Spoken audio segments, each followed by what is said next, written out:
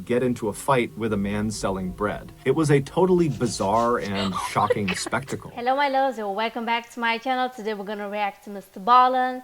So grab something to eat or something to drink and let's get into this. Today's final Also, before I forget, please make sure to hit that subscribe button so we can get to 1K. That would be really amazing, guys. Thank you so much. Story deals with a destructive, horrible, vile act that virtually anyone can do. However, there are no laws against it. But before we get into today... Wait a minute. Really? Oh, I'm invested in this. I'm invested, okay? In 2007, 60-year-old Michael Dick was living in Bow, East London with his wife and 2 daughters. While his life was not exactly exciting, it was good. He lived in a quiet and safe neighborhood, and Michael, who used to be a carpenter, was now semi-retired and got to spend the bulk of his time with his friends and family. But that year, something really started to bother him. 10 years prior, Michael had split up with his first wife, and after their divorce was finalized, his ex-wife and the daughter they had together, her name was Lisa, and she was 21 at the time, those two stayed in the family home in Sudbury, England, and Michael moved south about an hour and a half to Bow, East London. The divorce had been quite messy, and so Michael had not only lost touch with his ex-wife, he had also lost touch with Lisa. And so fast forward 10 years back to 2007, and Michael and Lisa had not spoken since the divorce, and Michael found himself suddenly feeling this unbelievable wave of grief over the loss of his relationship with his first child. And so after speaking with his current wife and his 2 other daughters, he decided that he had to go find Lisa. He had to be reunited with her. The only problem was he didn't know where Lisa lived, he didn't have her contact information, and he didn't know where his ex-wife was, so he couldn't even ask her how to get in touch with Lisa. However, he did have the street address of where they used to live in Sudbury, England, and so he decided that would be his starting point. So in August of that year, Michael and his 2 other younger daughters, they hopped in the car and they left Bow, East London, and they headed up to Sudbury, and when they got there, Michael navigated to his old street, which had brick houses lining each side of the road, and he drove down until he spotted his old house, and he parked right out front, and then he alone hopped out of the car, and he walked up to the front door, he took a deep breath, and then he knocked on the door. When the door opened, it was not Lisa, it was not his ex-wife, it was some other family that he didn't know, and they didn't know Lisa or his ex-wife, and so they said, you know, good luck finding your daughter, but we don't have any information for you. So Michael was crushed, but he thanked them, and he turned around, and he went back to the car, and he told his other daughters about what he had just learned, and then from there, the trio just kind of began driving around Sudbury, half looking for Lisa out on the streets, although none of them thought they would actually find her, and then also kind of discussing what they were going to do next, because now they had nothing. And so as they're driving around the streets of Sudbury, they come to the realization that their best bet at finding Lisa is putting some sort of story in the local newspaper that hopefully she would see, and then she would contact Michael. And so they drove to the headquarters of the local paper, the Suffolk Free Press, and they went inside and they managed to speak to a reporter, and after telling the reporter Michael's story about how he's lost touch with Lisa, the reporter thought, you know what, this is actually a pretty interesting story, and I'd be happy to do a small feature on you guys. And so the reporter, along with a photographer, brought Michael and his 2 daughters outside. They took a picture of them, and then they told Michael, you know, in the next edition of the paper that will run in a couple of days, we'll run this picture along with a little write-up about how you're looking for Lisa, and we'll put your contact information in there, and hopefully she sees it and she reaches out to you, and you can be reunited and live happily ever after. And so Michael thanked the reporter and the photographer, and he and his other 2 daughters hopped in the car and headed back to Bow, East London. In 2007, at the same time that Michael was beginning his search for Lisa, Lisa was actually beginning to think, you know what, I want to go find my dad. Lisa was now 31 years old. She had 3 kids of her own. She was married. She had moved out of Sudbury to a neighboring town. And she was thinking, you know, I really want to have a relationship with my dad again so that my kids can have a relationship with him. So that and so she began speaking with her mother and with friends about how she should go about finding her dad, because like Michael, she didn't have his contact information. She didn't have a phone number. She didn't know anyone who would. And then when she went on social media to look for him, he wasn't on there. And so she was kind of at a loss. Then one day in August, she was at her office and she was in the break room and she saw a copy of the Suffolk Free Press sitting out on the coffee table. So she picked it up and she began flipping through the pages. And then suddenly she stopped when she saw a picture of herself. She saw her and her mother walking along the streets of Sudbury. She had been in Sudbury just a couple of days ago to talk to her mom about finding her dad and kind of strategies for how to go about doing that. And then Lisa glanced at the caption for this photo and she nearly fell off of her chair. The man and the two girls who were the main focus of this photo that Lisa was in were her father and her two stepsisters. She just didn't recognize them. She just saw herself in the back of this photo. So purely by chance, after being apart for over a decade, on the only day that Lisa happened to be in Sudbury talking to her mom about finding her father, she was literally 100 feet behind her father and her stepsisters as they were looking for her and putting out this ad in the paper to hopefully find her. And this one photo that the photographer took captured all of them in the same frame. Lisa would, of course, read the article and get her father's contact information. She would reach out, and initially Michael actually thought it was a scam and didn't believe this was actually Lisa calling to say, "I found myself in the picture of you in Sudbury." But eventually he was convinced and he drove right out to Sudbury and he got a chance to meet his grandkids for the first time. And today he and Lisa are still in touch. How much of a coincidence has to be for these three things to happen? So first of all, that day she went to speak with her mom about, "Oh yeah, mom, I want to find my dad." Second of all, her father went to the store to actually print out, a story about them so he can find his daughter. And third of all, the only picture that was taken that day of her father had her in the background. How is that a coincidence, honey? I don't know. That's more than just a coincidence. Trust me. If I told you to picture the Amazon rainforest in your head, you would likely picture a dense tropical wilderness full of amazing and exotic animals. And you'd be right, that is a good representation of the Amazon rainforest. But what a lot of people don't know is that the Amazon rainforest is also home to a massive city. It's called Manaus, and it sits right in the middle of the Amazon rainforest, right along the Amazon River. And it happens to be one of the most violent places in the entire world. All it takes in Manaus is simply walking down the wrong street or crossing the wrong person, and you can get shot or stabbed in broad daylight, and there's virtually nothing anyone can do to stop it. In 1989, a 31-year-old former police officer named Wallace Souza decided to make a TV show about what it was actually like to live in his hometown of Manaus. And unlike other crime shows in Brazil that often censored out the most graphic content they covered, Wallace decided he wasn't going to do that. He wanted to expose the harsh reality of life in Manaus, and he felt like the only way to do that was to show everything. And so that year, he launched this show, which he called Canal Livre, which translates roughly to free channel. And true to form, there was no filter on what went on the air. And so this show was shocking. Viewers were given a front row seat to freshly murdered victims that are lying out in the road and slumped over chairs in restaurants and behind steering wheels. And the cameraman would zoom in on their fatal injuries, and they would zoom in on the faces of these people that have just died. Every gratuitous detail, every blood spatter, every grieving family member of the victim who's crying out in pain, all of it was shown on this TV show. And then in between these very dark and violent segments about gang killings and drug deals gone wrong, Canal Livre also had a much lighter side.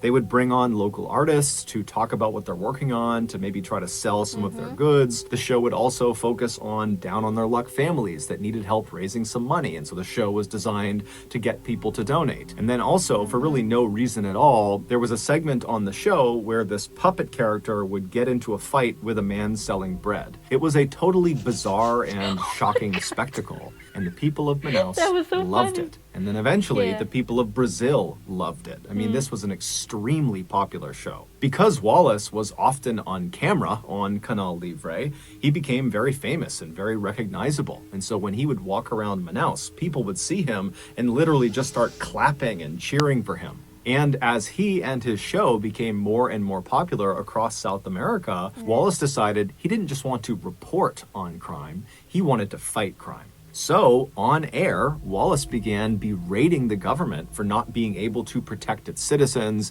and he berated. I don't know what's the CIA of Brazil, but they're gonna send that.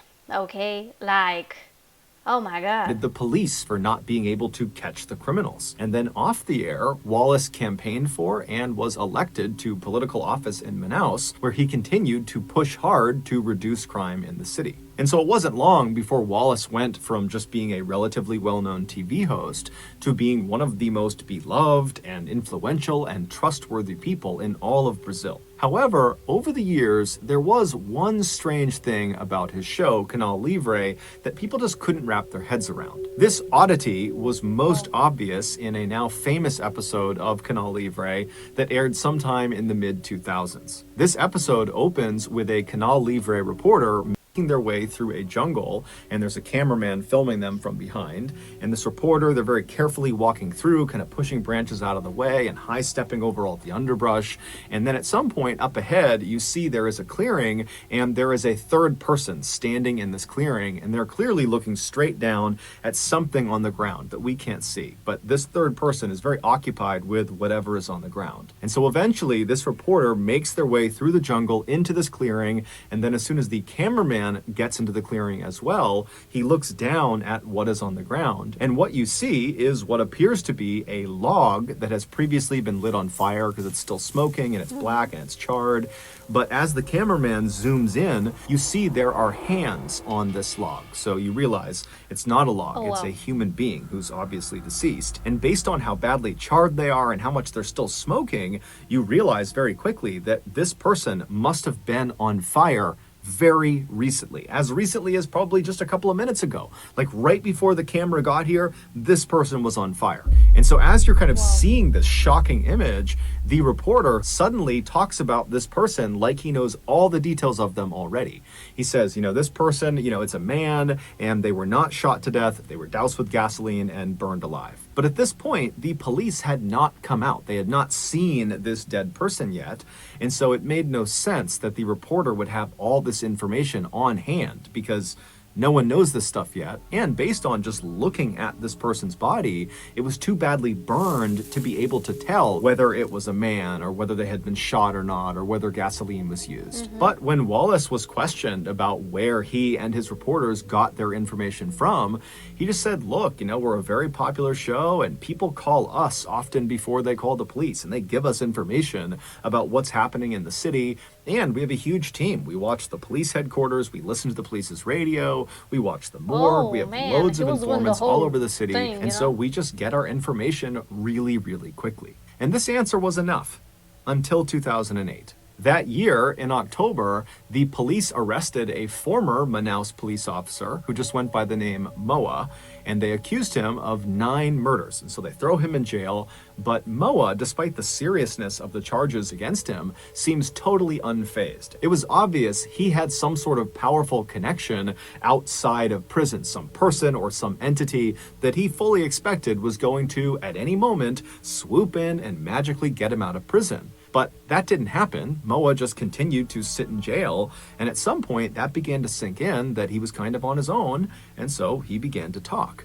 And the story he would tell would shock Brazil. Moa would admit to having killed some people, but he would tell police, look, I'm just the assassin. The person who hired me for these killings is Wallace Souza. It would turn out Wallace Souza started his show, Canal Livre, with the best of intentions. But when his show became massively popular, and it in turn made him, Wallace, also massively popular and powerful, he became corrupt. And at some point, after his meteoric rise, he formed this very powerful drug cartel, and then in an effort to bolster his illegal dealings And to boost his show's ratings, he decided to start contracting hitmen like Moa to start taking out rival gang members in Manaus. And he would tell the hitman how he wanted them killed and where he wanted them killed and at what time. And then after the hitman agreed to do this, he, Wallace, would go tell his camera crews exactly where to go and at what time so that they would be arriving at the murder scene literally right as it was happening or right afterwards, allowing them the opportunity to get all the gory footage before anybody else. It would take the police a year to finally compile enough evidence to charge Wallace with murder, but they would do it in October of 2009, and eventually Wallace would turn himself in. However, he denied everything. And then before he went to trial, he would die of a heart attack in prison. And so we never actually got to learn the full extent of what exactly Wallace Sousa had done, how many people he had assassinated, and how many of them were shown on his TV show. But we do know that at least 3 of his assassination victims were shown on his TV show, one of them being the person that was found out in the jungle. They really were a man. They really had not been shot. They had been burned alive with gasoline at Wallace's discretion. But in the end, the person who paid the highest price for the Canal Livre killings was Moa, the hitman who blew the whistle on what was going on with the show. On New Year's Day in 2017, a crime syndicate overran the prison where Moa was being held. Now, they had lots of targets of people they were going there to kill, and one of them was Moa. They were furious with him that he spoke to police and gave up information about the drug trade in Brazil. And so eventually, this angry mob of gangsters made their way over to Moa's cell, and when they found him, he was pressed up against the back of his cell wall, basically as far away from the bars as he possibly could be, and he began pleading for his life, and this horde was not having it. They were only there to kill him. And so they all have machetes and knives, and they're looking at him through the bars, and they say, we're going to come in there, we're going to cut you to pieces. And so then they start banging on the door, they're trying to hack the lock open, and Moa, he can't do anything. All he can do is kind of just keep himself all the way to the back of the cell and hope they don't get in. And eventually, they can't open the door, and they know it. And so they do the next best thing. They reach through the bars with a lighter and they light Moa's mattress on fire. And so Moa was trapped. He had nowhere to go, and so eventually the fire reached him and he burned alive.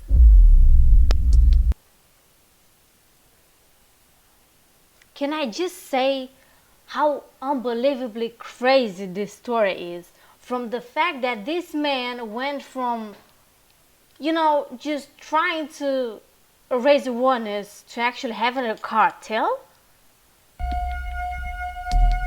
In 2010, 18-year-old Renee Marsden was living in Sydney, Australia with her parents and her 3 siblings. Renee was a very outgoing person who had a big circle of friends, and she was also very close with her family, especially her mom, Teresa. Teresa had given birth to Renee when she was only 19 years old, and so now that Renee was a young woman, because of their closeness in ages, the two had become very close friends instead of mother and daughter.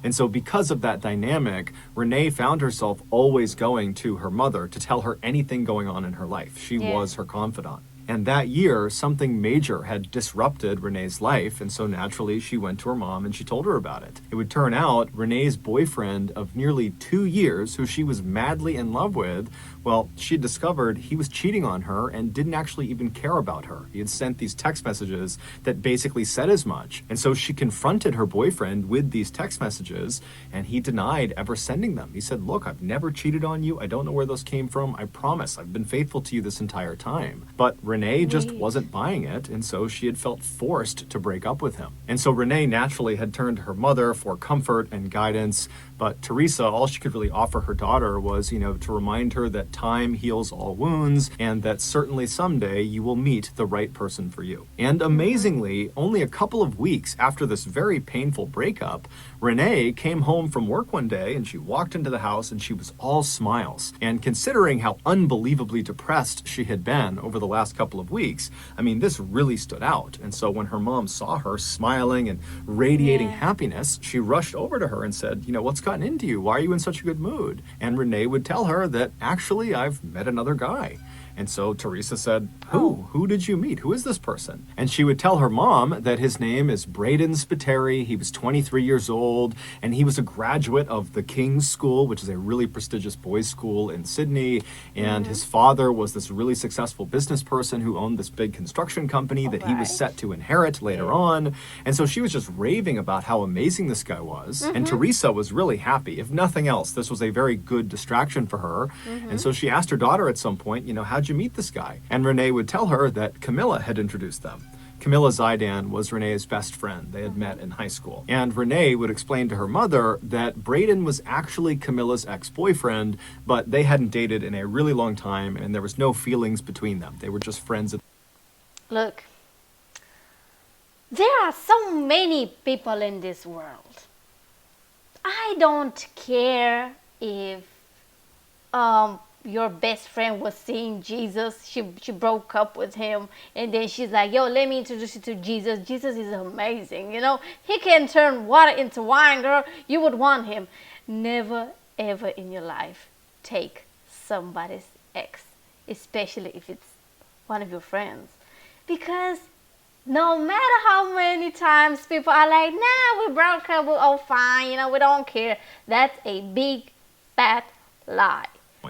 And apparently, after Renee had this really painful breakup, Camilla had just felt bad for her, and so she had gone out and found the best possible match for Renee, which in her mind was this guy Braden. Teresa knew Camilla really well because she was always over the house, and she knew Teresa's intentions must have been good, but she's thinking to herself, this is bad news. You don't want to have best friends, one dating the ex-boyfriend of the other. It's just bad news waiting to happen. And so Teresa couldn't even help herself, and she says to her daughter, do you really think it's a good idea to be dating Camilla's ex-boyfriend? But Renee would tell her mom, look, Camilla was totally upfront with me. She just wants me to be happy. She thinks Braden is a good match for me. They don't have feelings anymore, not at all. She's totally in support. And so Teresa still very much had her doubts that this was a good idea.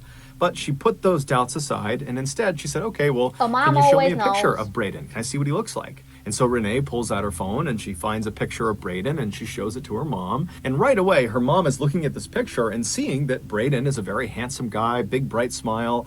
But she sees in this picture, Camilla is very clearly laying on his shoulder like she is his girlfriend. And so again, yo, I don't know if I'm jumping as I always am, excuse me, but bruh, you show me a photo of a guy. You are my best friend. You are so telling me to go out with him. And the photo that you show me, you send on my phone, is a photo of him with you. Girl, are you out of your mind? Oh no. This seems like some type of sketchy stuff. And Teresa's thinking to herself, this is not good. Someone is going to get hurt. But over the next couple of weeks and months, Renee and Braden texted each other all the time. I mean, Renee had her phone out basically 24/7 talking to Braden. The pair had made plans to meet up and see each other in person for the first time on several different occasions, but every single time they were set to go meet, one of them would have a conflict that would make it impossible to have this face-to-face meeting. And so before long, when they just could not get a meeting established, they kind of stopped trying to have face-to-face meetings. It was almost like they had built this really strong, flourishing relationship all via their phones, and it just was getting... Can I say that this is a red flag? I mean, this flag is so thick, honey. No. More and more awkward to actually go out and see each other in real life. It was just more comfortable doing it all on their phones. This is another red flag. Honey,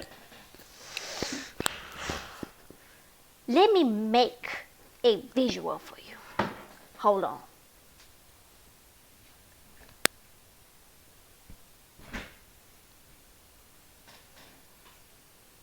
This is how you want to be with a boyfriend or with your girlfriend. And so this digital-only relationship between Renee and Braden continued for almost a year until January of 2012 when something horrible happened. Braden was in a horrible motorcycle accident. He survived the accident, but his passenger, his best friend, this guy named Richie, who was riding right on the back of his motorcycle, He didn't survive. He was killed in the accident. And it was determined that Braden was driving recklessly. And so he was charged with manslaughter and convicted and sentenced to 2 years in prison. Even though Renee's mother, Teresa, was totally upset about this accident. I mean, she did understand someone had lost their life and now Braden was going to jail for 2 years. She understood the seriousness of this accident. But at the same time, there was a part of her motherly, protective side of her, that was kind of relieved for her daughter. She figured with Braden being out of contact for 2 years in prison, that their relationship would end and Renee could go pursue somebody else who was not an ex-boyfriend of a close friend and was someone that she could actually see in person and not just have to text with all the time. But surprisingly, after Braden was transferred to Goulburn Prison, which is where he'd be serving his 2-year sentence, it's located about 2 hours to the south of Sydney, his family smuggled a phone somehow into this jail and he was able to continue texting with Renee. And so after he was incarcerated, they just picked up their relationship like nothing had changed. Now, Renee's family did not like this development and they told her as much. They thought this was a bad idea, that this was the wrong path for her. But Renee didn't care. She was totally in love. And in fact, over the first couple of weeks that he was in Goulburn Prison, their relationship only intensified. They actually agreed to get married as soon as he was released at the end of 2013. And in fact, Renee had already begun making wedding preparations. She had gone on eBay and found this beautiful tiara she would wear on her wedding day. And she had contracted a wedding photographer. And she had even contacted the Greek consulate to ask if it would be okay if Braden were allowed to enter their country, because they were planning to have their honeymoon in Greece and Braden was going to be a convicted felon, and so she needed permission for him. But in August of 2013, just 2 months before Braden's expected release date, something changed. Renee's mother, Teresa, got a text message from Braden, something she had never gotten before, and it said, "You need to check on your daughter. She's talking about killing herself." And so Teresa is totally taken aback by this message, and she goes right into Renee's bedroom where she is sitting on her bed, and her mother sits down next to her and says, "Honey, are you okay? You know, what's going on?" And Renee would look up at her mom and say, "Yeah, you know, I'm fine. What's going on with you?" And then Teresa would hold out the phone and show her the text message from Braden, and as soon as Renee saw it, she kind of sighed and looked at her mom and said, "I'm not going to hurt myself. We just broke up. Our relationship is over." Teresa knew this was going to be an extremely hard stretch of time for her daughter with another painful breakup here, but at the same time, Teresa thought to herself, this is probably for the best. That relationship just had bad news written all over it from the start, and so now she can begin to heal and move forward with her life. And so Teresa and Renee would sit in the room for a while just chatting on the bed, and then eventually Renee would tell her mom that her plans that night were to go out with her friends and cut loose and kind of just forget about this whole thing. And so Teresa sat in her bedroom on her bed as her daughter stood in front of the mirror and got ready. And then once Renee was ready, she and her mom hugged and kissed, and then Renee told her mom she'd be back soon, and then she left the house. A few hours later, Teresa received a text message from her daughter, and it started with, "Mom, I love you so much, and I'm sorry for the pain I'm about to cause you. You can still talk to me though, just call out my name and I'll be there." Teresa read this message and didn't really know what to make of it. She knew her daughter was almost certainly very upset about this breakup, but she didn't really understand the context of this message, and so she called her daughter. She didn't pick up, so she called her again, and after that second time her daughter didn't answer, she sent her a text message that just said, "Please call me back." But she sat there kind of waiting for her daughter's call, but it never came. And so Teresa, starting to feel a little bit worried about her daughter, she called Camilla and she asked her, "Hey, have you talked to Renee tonight? Because I can't get in touch with her." And Camilla would tell Teresa that actually, yeah, I just got a very strange text message from her that just said, "I love you, I'm sorry." And so at this point, the two women understood that there could be something very wrong with Renee, and so they met up and drove all around Sydney, going to all the places that Renee was known to go to. But after several hours of looking and not hearing back from Renee, they really didn't know what to do. And so the two women drove back to Teresa's house, so Renee's house, and they went inside and they sat down, and at that point, Teresa's husband and the rest of Renee's siblings, they were all there, and everyone's just kind of sitting around wondering what to do next, when around 9:30 at night, they heard a knock on the door. And Please. it was the police coming to inform them that they had found Renee's car parked in an area that it shouldn't have been, but Renee wasn't there. And so they were coming to ask if they knew where she was and why her car might be out there. And so at this point, the family is totally terrified. They tell the police about these strange text messages, and then before long, the parents just rush outside, they hop in their cars, and they drive out to Bruh, where I their don't know what daughter's happened car there. is. And where Renee's car was parked was in an area called the Gap. It basically was this sheer cliff overlooking the ocean. The parents got out and they searched their daughter's car, but there was no sign of where she had gone based on the car. And so they began running up and down the cliffs. There was a sidewalk that kind of ran parallel to the edge of the cliff. And they're running up and down, hoping they're going to find their daughter, but there's no sign of her.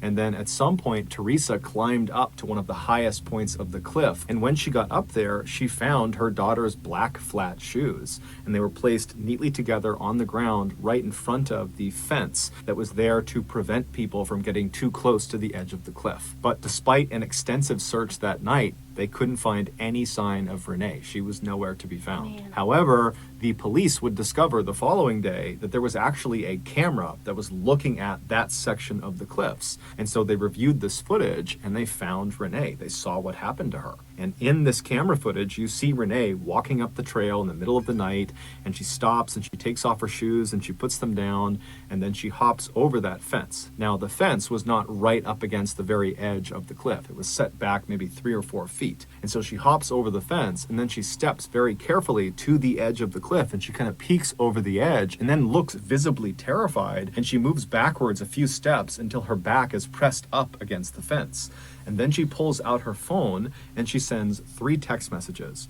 One was to her mother, which is the text about how she loved her and she was sorry for the pain she was going to cause her. And then the other 2 text messages were to Camilla and also to Braden. However, to this day, we don't actually know what either of those text messages said. And then after sending these 3 text messages, Renee takes her phone and she throws it off the cliff into the water. And then she sat down and began kind of shimmying herself forward towards the edge.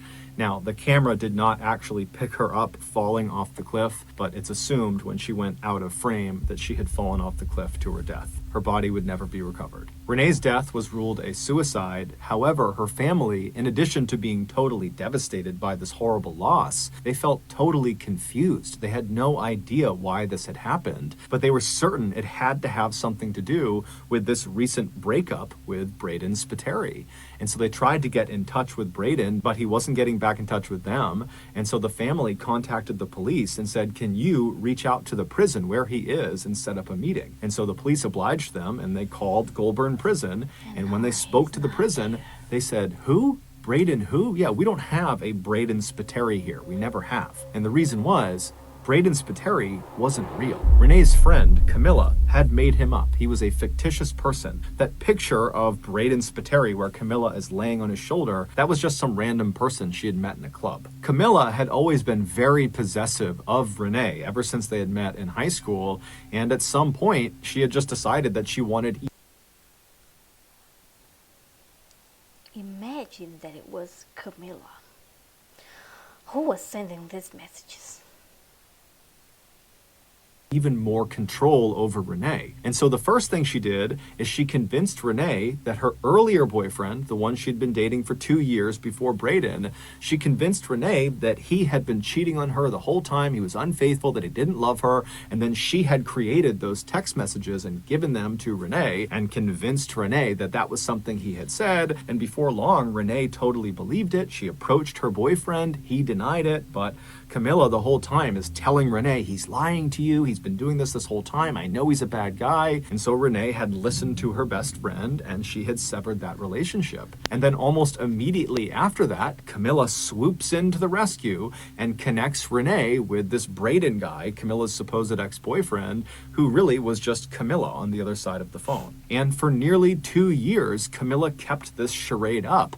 And Renee completely believed this was a real person, that Braden was her boyfriend. She loved him. And eventually in June of 2013, so 2 months before Renee died, she confided in Braden, aka Camilla, that her friend Camilla was toxic and mean and controlling and she didn't want to be her friend anymore.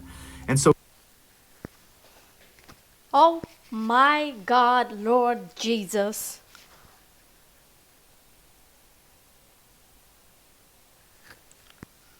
Camilla, she's reading this and she's furious. And so she decides the only way to get revenge on Renee and regain control of her is to have Braden break up with her. And so 2 months later, on August 5th, 2013, so on the day that Renee died, she was out to lunch at around 1 p.m. with a coworker when she gets a text message from Braden that just kind of comes out of the blue and it says, "I need a break from you." Now, this is around the time that they're planning their wedding. And so Renee is totally heartbroken and she's trying to get in touch with him and call him. He's not picking up. And then fast forward to about 2:45 p.m. that afternoon, we know Renee called Goulburn Prison. It was the first time she had done that. Now, we don't know who she spoke to or what they actually talked about, but it's nearly guaranteed that she learned Braden Spiteri was not being held there. And so almost certainly she would have realized that Braden is either not real or Braden had been lying to her in such a huge way that the relationship could never work. And so no matter what, this chapter of her life was totally over. And so later that day, when she was sitting on her bed in her bedroom and her mom came in and she asked her how she was doing, it's very likely that Renee was devastated. She was crushed and probably kind of embarrassed about how badly she had just been duped by this Braden person, whoever that was. And so even though normally Renee would tell her mother everything, her mother was her confidant, she loved her mother, it was like she just couldn't bring herself to discuss what was happening to her. It was just so enormous, it was so overwhelming that she hid it from her mother. And instead, she just got dressed up, said goodbye to her mom, and then she headed out to the cliffs. No charges were ever brought against Camilla because catfishing, which is exactly what she was doing, which is using a fictitious online persona to lure people into relationships, well, that's not considered a crime in Australia. And Camilla, despite being pressed by the police and Renee's family, has never taken responsibility for this and has never apologized.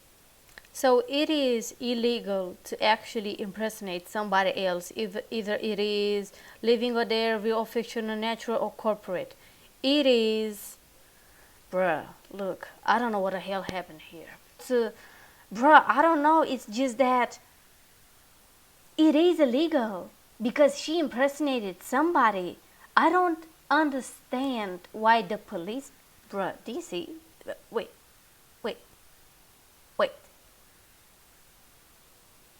This is the same thing that has happened in the past 2 videos.